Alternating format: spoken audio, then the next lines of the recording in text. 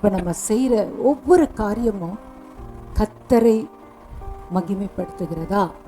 நம்ம பேசுகிற வார்த்தைகள், சிந்திக்கிற சிந்தனைகள் கர்த்தருக்கு பிரியமா இருக்கா? அப்படி இருக்குமானா நிச்சயமா அவர் நம்மளை வெட்கப்படுத்த மாட்டார், நம்மளை கைவிட மாட்டார்.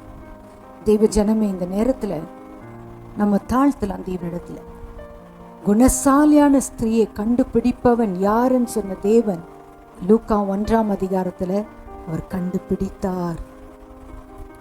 மரியாளை கண்டுபிடித்தார்.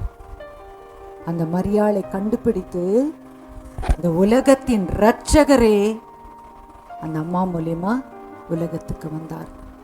இன்னைக்கு என் மூலியமா ரட்சிப்பு வார்த்தைகள் பூமி எங்கு செல்லணும், அவ்விதமான ஒரு எண்ணத்தோட நாம் காணப்படுவோமே. ஆனால் நமக்கு என்ன தெய்வம் தருவாருன்னா கிருபை.